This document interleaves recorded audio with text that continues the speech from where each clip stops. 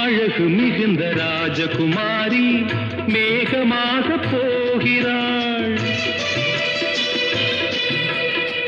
ஜரிகை நெளியும் சேலை கொண்டு மலையை மூட பார்க்கிறாள்.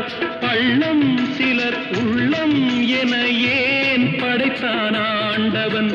பட்டம் பெற தேடுகின்றேன், எங்கே அந்த நாயகன்?